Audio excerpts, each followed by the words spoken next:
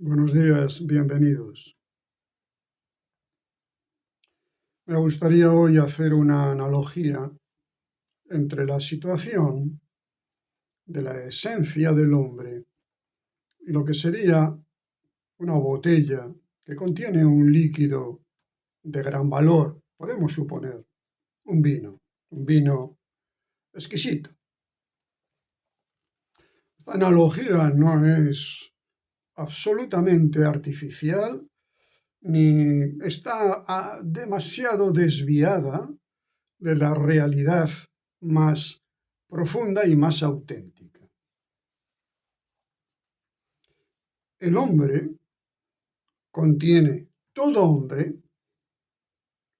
hombre, buscadores, no buscadores, hombres considerados buenos, hombres considerados malos por otros hombres, buscadores de éxito y buscadores de supuesto no éxito, todos contenemos dentro de nosotros, o si se quiere, estamos constituidos por una sangre esencial que realmente en un momento determinado vamos a comprobar que es completamente, absolutamente sagrada. Pero no solo el hombre, sino que los animales, todos los animales, los considerados, digamos, afortunados, nuestras mascotas queridas, nuestros animales que viven más cerca de nosotros y nos dan cosas. Todos ellos también contienen un vino, un elixir absolutamente glorioso. E incluso el reino vegetal, las plantas, todas las plantas, contienen otro elixir dentro de ellas, absolutamente grandioso.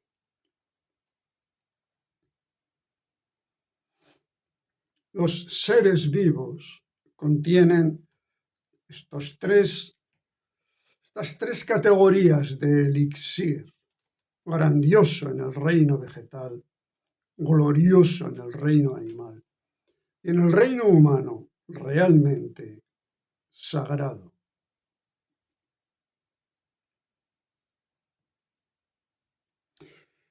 Y se me dirá, pero en la vida humana no parece que esto sea así. Si uno considera la vida colectiva humana sobre el planeta, a uno le van a venir a la mente inmensas desgracias, inmensas injusticias, inmensos sufrimientos producidos por los demás e inmensos sufrimientos autoproducidos por la propia mente. Un mundo que en los medios de comunicación se nos refleja como absolutamente caótico, como absolutamente paranoico, como siempre con el riesgo inminente de que nuestro mundo, nuestra armonía, la configuración social colectiva, la vida en común que somos capaces de organizar, puede saltar en 1000 pedazos a cada instante. Y esa es una dimensión real.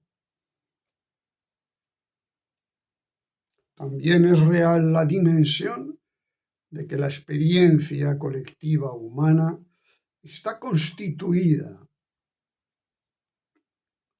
por una infinita cantidad de positividad, de amor, de entrega, de sacrificio, de gloria, podríamos decir, una verdadera gloria humana que podremos comprobar en cuanto analizamos bien la experiencia íntima del hombre, no la experiencia social, no la experiencia colectiva que reflejan los medios de comunicación ni los libros de historia, que solo hablan de guerras y de batallas y de ego que quiere colocarse en lugar de otro ego. El buscador, a través de las dos posibilidades que tiene de despertar al mundo exterior, donde está la humanidad, pero sobre todo donde está la humanidad natural, donde está la pequeña y la gran naturaleza, o si se quiere, la naturaleza cósmica. Cuando el hombre despierta a la realidad exterior, o cuando el hombre despierte a la realidad interior, su organismo de tejidos, de células, de energías, de substancias, todas ellas de origen cósmico. Y esto no es ninguna metáfora poética grandilocuente de los buscadores.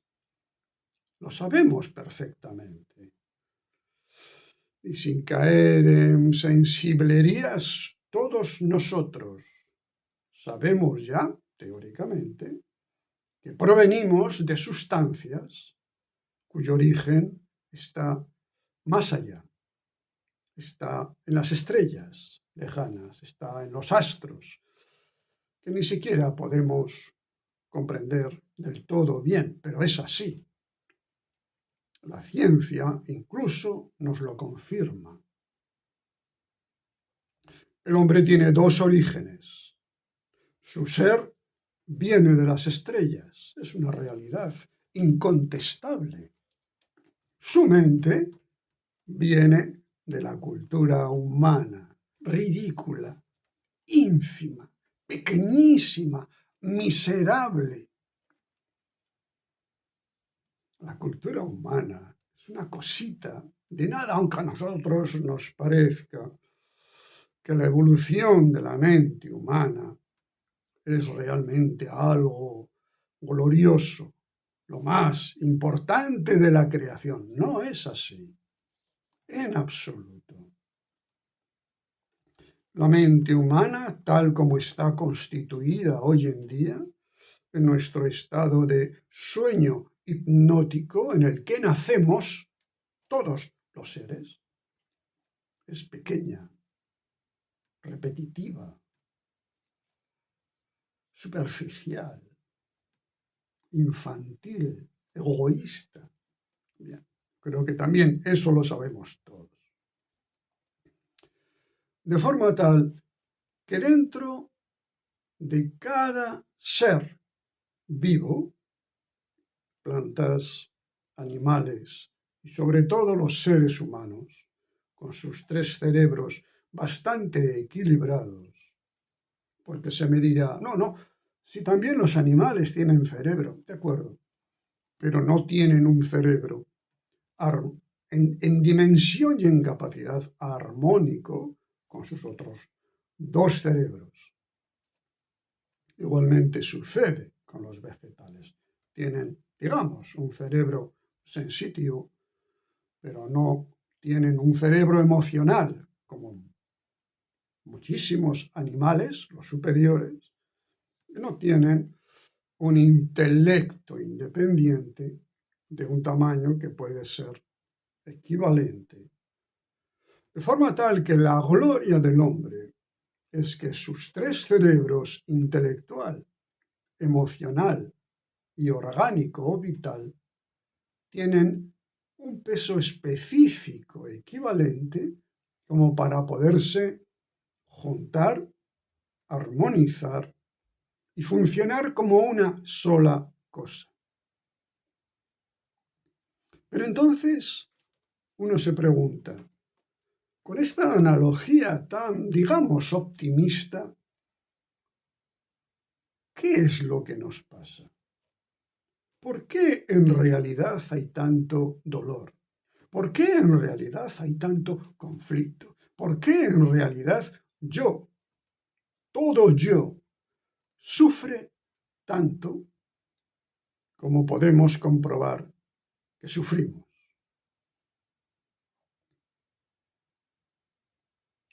La cuestión es la siguiente.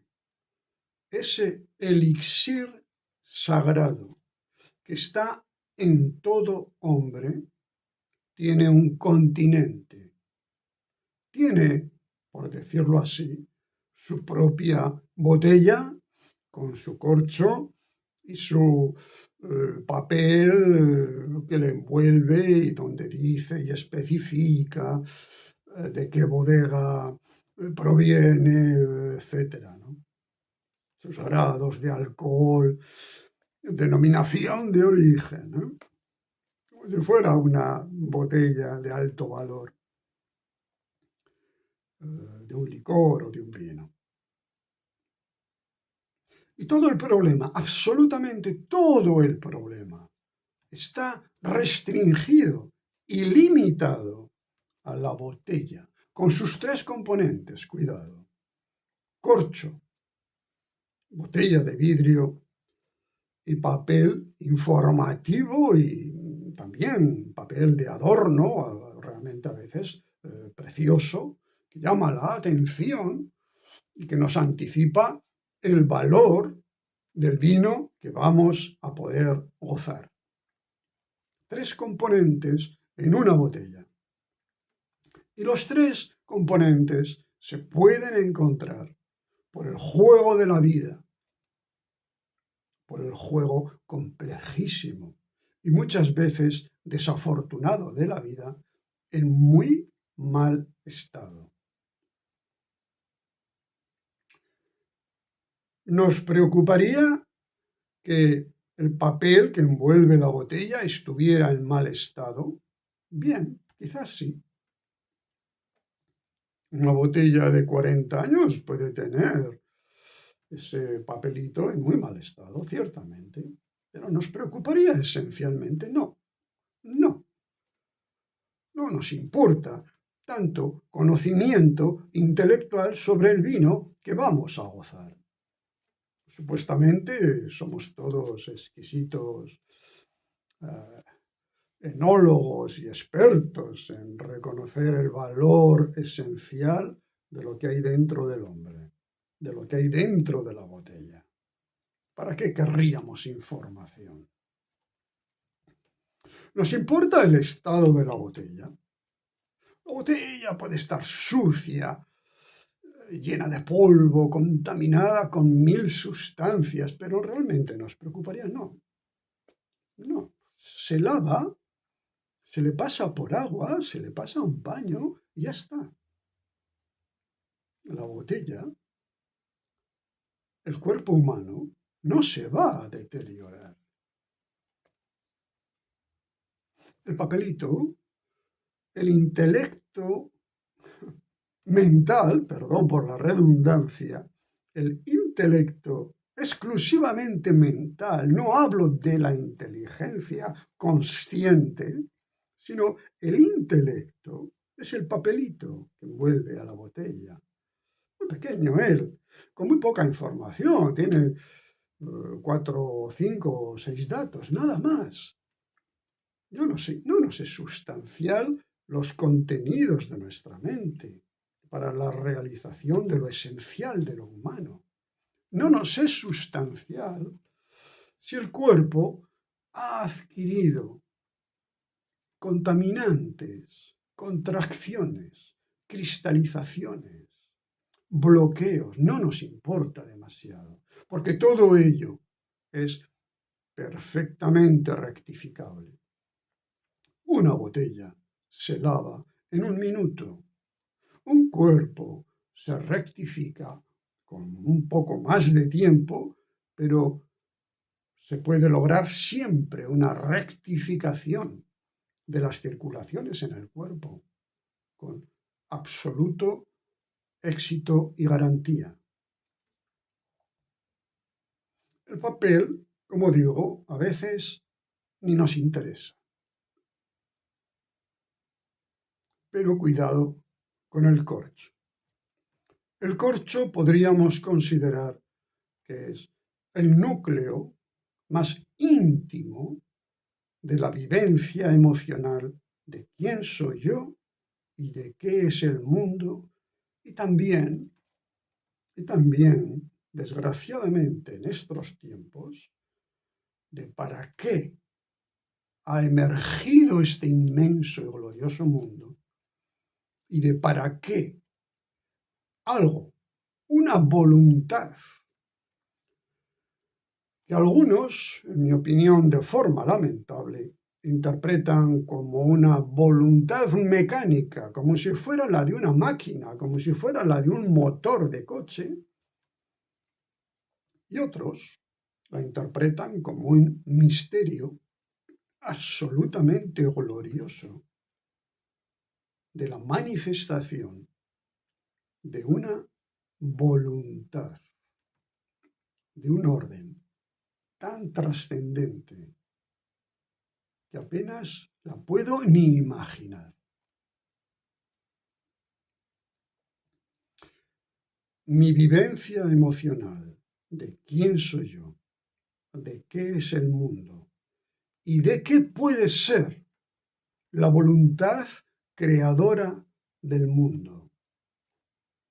En términos de algún filósofo francés, el élan vital,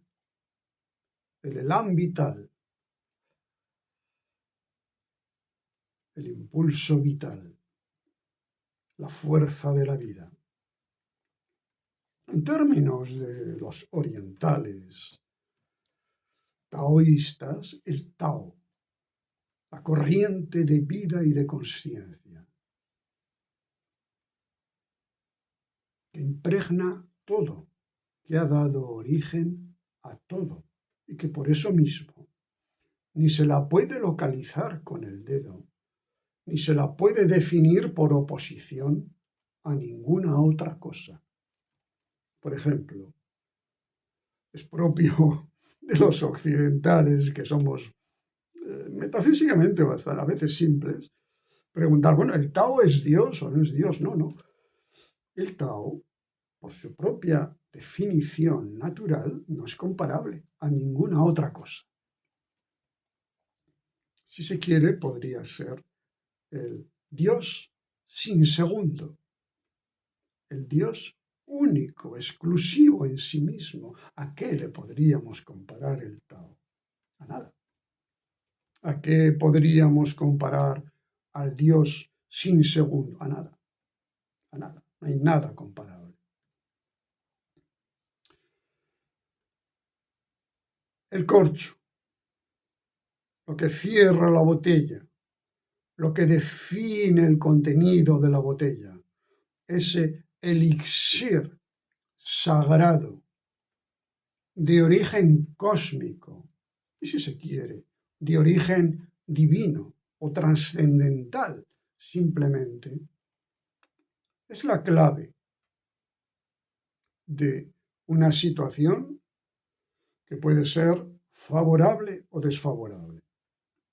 Si el corcho está más o menos intacto, cumple su función de aislar y proteger correctamente el elixir de la esencia humana cósmica, no de la esencia personal de mi personalidad singular, no, de mi esencia impersonal, por lo tanto, cósmica.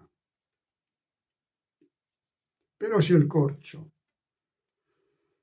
se ha secado, ha sido afectado por algunos procesos de humedad, o puede haber perdido la capacidad de su función. Y entonces, nuestro sagrado elixir, nuestro néctar interno, se puede ver contaminado y perturbado. De forma que esa sería la única y desgraciada situación en que la esencia humana no manifiesta su verdadero aroma, su verdadera naturaleza. Afortunadamente, esta situación apenas se produce. La humanidad en conjunto, buscadores y no buscadores, tenemos afectado el papelito de presentación y tenemos sucia a veces la botella y nada más. Quizás también sucio el corcho, pero no, digamos, un corcho podrido que va a permitir la desnaturalización del elixir. El hombre, todo hombre, solo tiene que restablecer una cierta limpieza, una cierta transparencia, un cierto dejar al lado y olvidar aspectos de su personalidad y de la negatividad que se deposita sobre la personalidad. La vida nos hace a todos conocer la negatividad, a todos. Y quizás sabéis que yo distingo claramente 4 negatividades.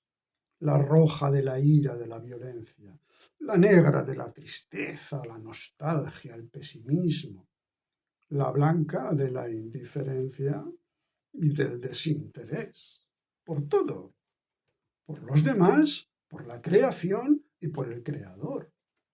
Hay mucha gente que tiene un desinterés absoluto. La gran naturaleza no le dice nada. Esta es nuestra terrible situación. La estudiamos, la dominamos, pensamos que algún día dominaremos el universo entero, pero no sentimos nada ante los demás y ante la gran naturaleza.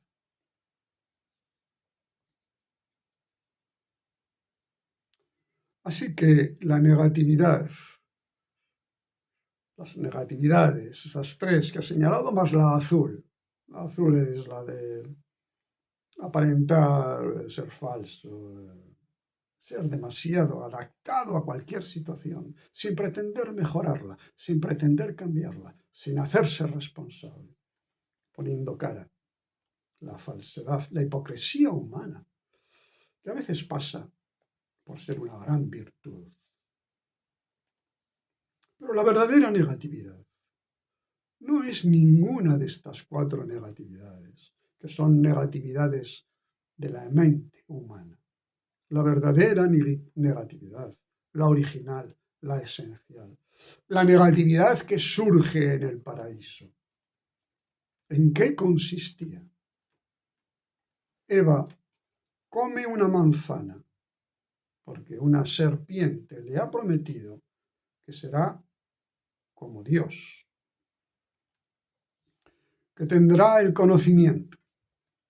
No parece, en principio, algo excesivamente negativo ni malo.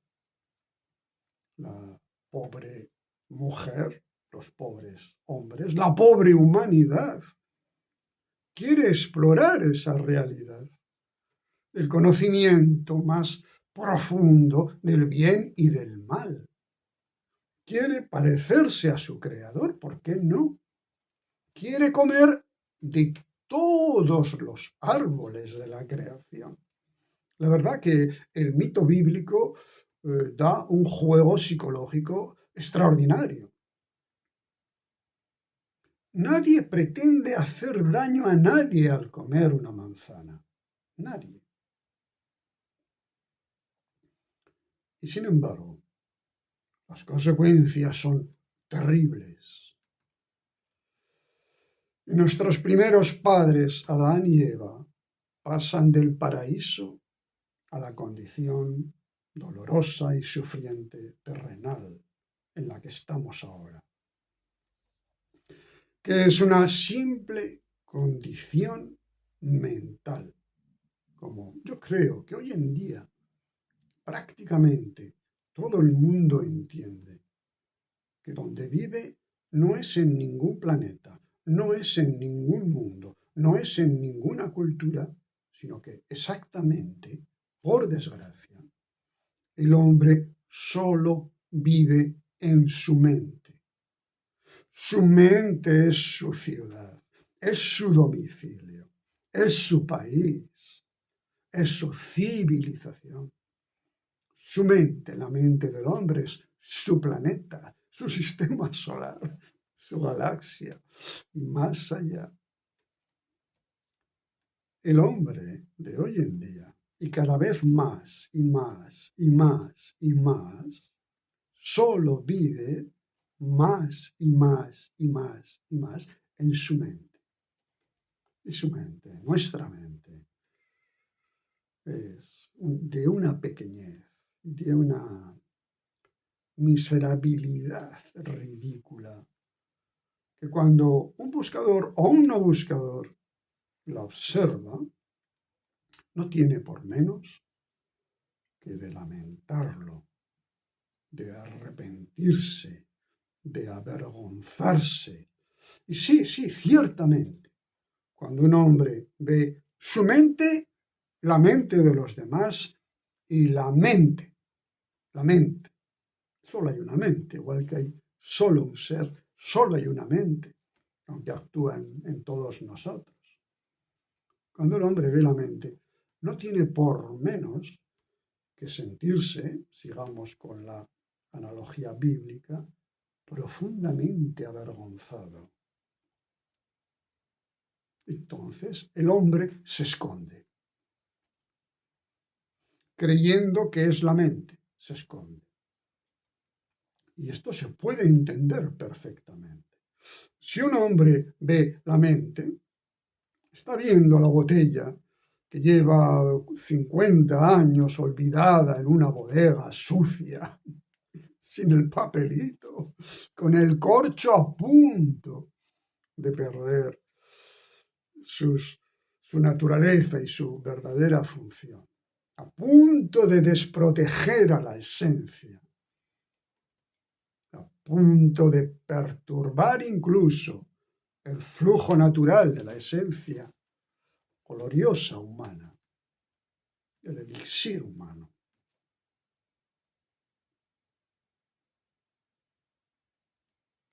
De forma que en realidad el único gran peligro, el único gran problema es que nuestro centro emocional debe liberarse de esa negatividad que nadie comprendemos, que nadie sabemos que ejercemos, que no nos hemos dado cuenta nunca que la estábamos ejecutando instante a instante.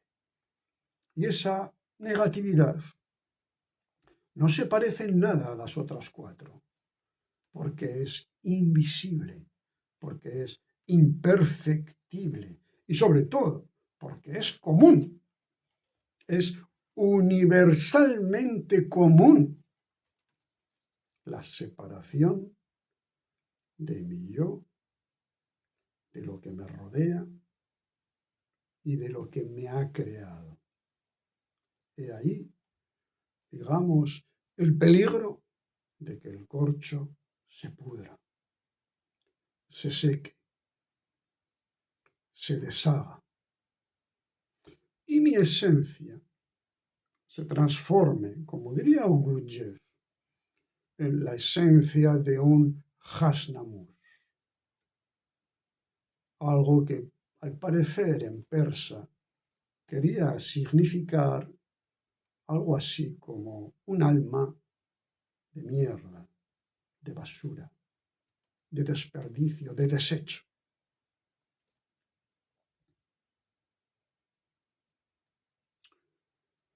Por ello, el buscador comprende que puede limpiar la botella, que no necesita el papelito, pero que sobre todo debe cuidar el movimiento imperceptible que le lleva a separarse de todo. Se separa de sus hermanos, se separa de la naturaleza, se separa de los animales, a los que trata con un desprecio total. A pesar de nuestra hipersensibilidad por las mascotas, no tenemos ningún respeto al alma animal, ningún respeto. Se separa del reino vegetal, de las experiencias de transformación que suceden en las plantas, no solo en nuestras queridas y preciosas flores, no solo en las rosas, no solo en las azaleas o en...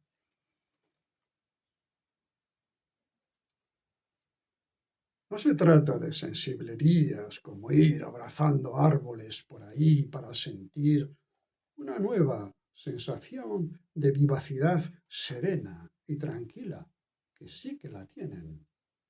Cuidado. Se puede hacer, pero sin incurrir en sensiblerías ridículas. Se puede tener esa práctica como una experiencia de seriedad y de madurez. Sí, sí, perfectamente. También se puede hacer una caricatura de hipersensibilidad neurótica. Nosotros ahí tenemos esas dos opciones. Y nosotros, evidentemente, cada hombre y cada buscador sabrá distinguir y elegir. Pero el hombre se separa del reino vegetal, se separa del reino animal, se separa de los hombres, se separa de la naturaleza y se separa del todo.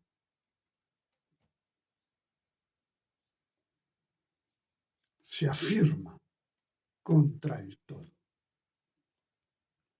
Y esta afirmación contra el todo proviene siempre del miedo.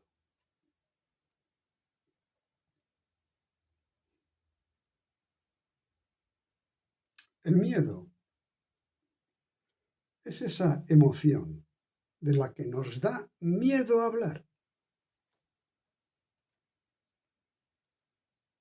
Y por lo tanto, nunca hablamos del miedo. Pero hay miedos sociales, hay miedos naturales, pero sobre todo hay miedos esenciales.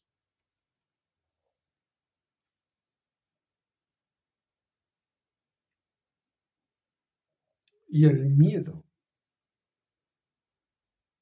que no es reconocido y por lo cual no podemos trabajar con él, es el que va a constituir el verdadero peligro de perturbación de todo.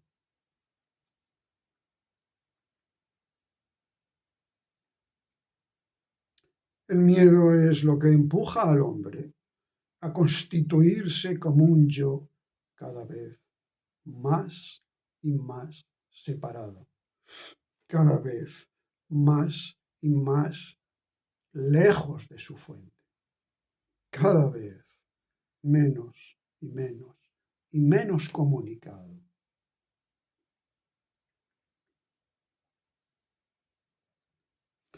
Y ese miedo tiene una constitución dentro del hombre que es tan simple, pero a la vez podríamos decir que es tan sutil que un buscador que sabe perfectamente limpiar la botella y darle un poco de sustancia al corcho, que sabe incluso un buscador perfectamente prescindir de pegatinas informativas, con el miedo, el buscador apenas sabe cómo manejarse, apenas sabemos cómo hacer. ¿Y cuál es, digamos, el aspecto triste de todo esto?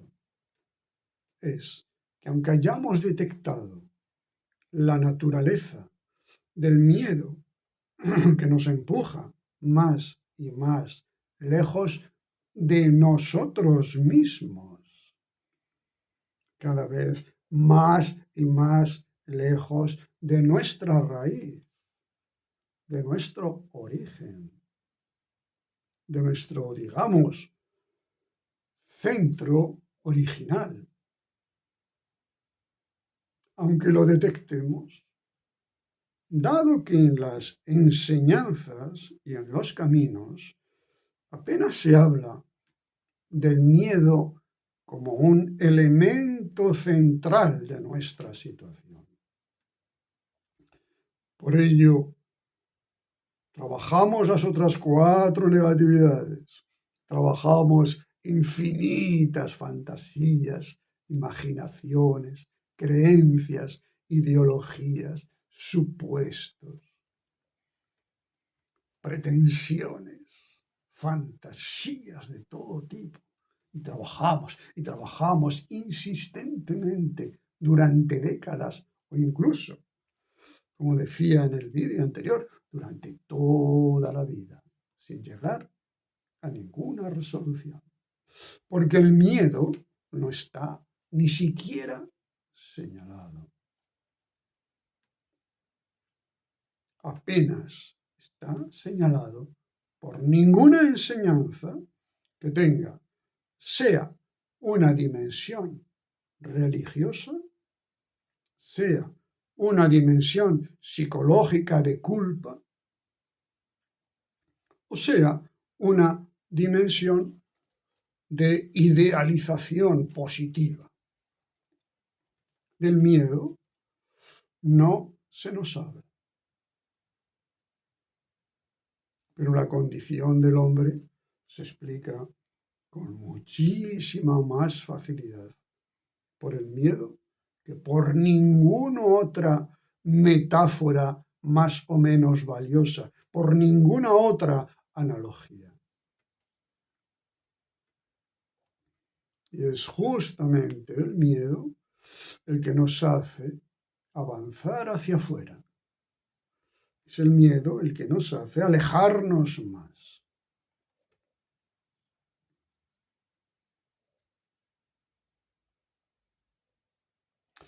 Evidentemente, para la vida, el trabajo del miedo es de una enorme utilidad, pero especialmente para el buscador, el trabajo sobre el miedo debiera serlo también.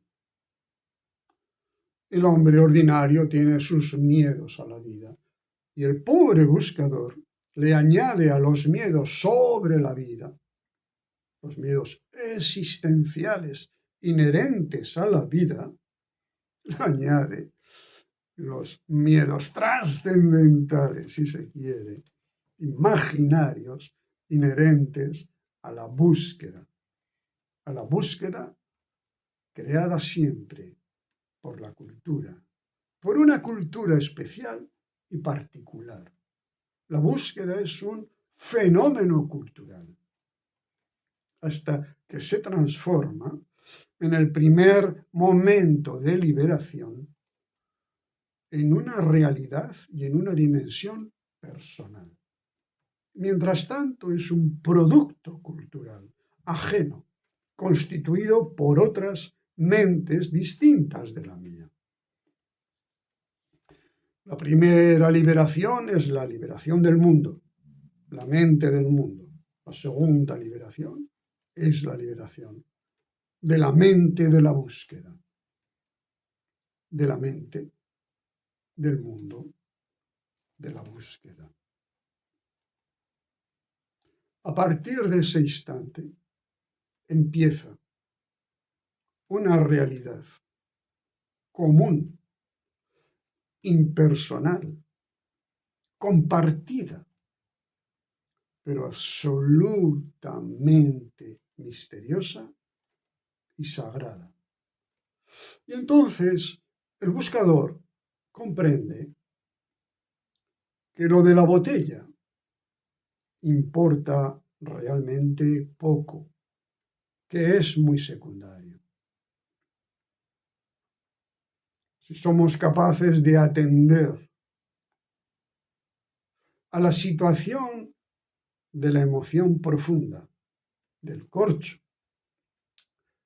de la sensación de separatividad, de la sensación de egoísmo aislado y perplejo, de la sensación emocional de ser un huérfano en el mundo, un huérfano no deseado por aquello que nos ha creado. Y esta es la situación básica psicológica de toda la humanidad en este momento cultural. No puedo hablar de otras, hablo de este momento cultural y de esta civilización. El hombre siente que lo que le ha creado no le quiere. Y en ese sentimiento tristísimo constituimos nuestra experiencia, nuestra mente y nuestra parcial y supuesta realidad. El buscador, quizás también el hombre de la vida, pero el buscador que busca resolver esa situación, un día determinado, comprende que aquello que le ha creado le desea, que aquello que le ha creado ha querido que fuera como es, que aquello que le ha creado le ha dado el ser. Entonces, todo hombre se encuentra en la situación del hijo pródigo,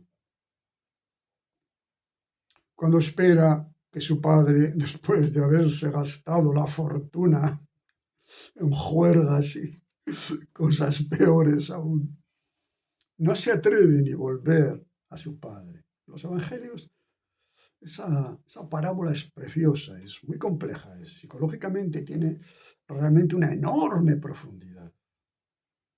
El que se ha marchado de casa y se ha gastado toda la fortuna del padre, cuando la pierde, se queda solo, abandonado, miserable, no tiene ni para comer lo que le dan a los cerdos, pero piensa que no puede volver a su padre, porque su padre le va a recibir peor, le va a mandar encarcelarle, le va a azotar hasta matarle, le va a despreciar. No, su padre ha mandado emisarios, emisarios y emisarios a buscarle y no duerme. El padre no duerme mirando desde la azotea por si vuelve su hijo. Y cuando aparece en el horizonte, el padre corre hacia él, le da su mejor vestido y le hace la mejor fiesta que nunca ha hecho para nadie. El hijo pródigo creía que su padre no le quería. El hombre actual, la civilización actual, cree que no pinta nada en este universo. Y por ello, nuestra civilización se propone dominar, controlar, vencer, manipular la realidad, el ser que nos ha creado.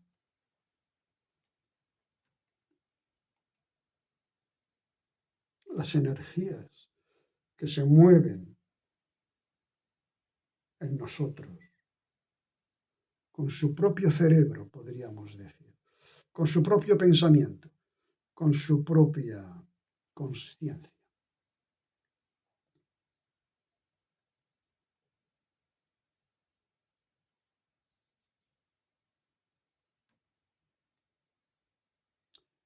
Desde el momento en que hay esa posibilidad de una primera constatación de esta situación, el buscador se da cuenta que es una botella idéntica a todas las demás.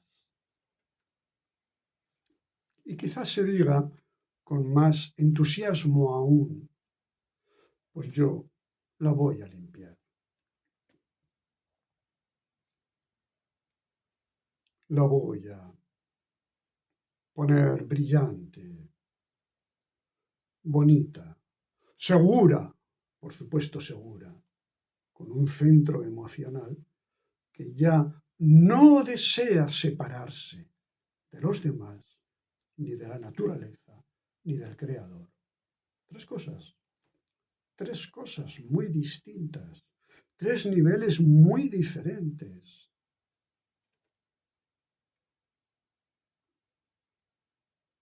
El Creador es un asunto sobre el que hay que pensar. El Creador es ni más ni menos que el todo. Y todo hombre tiene derecho a establecer una relación con su destino, con el todo.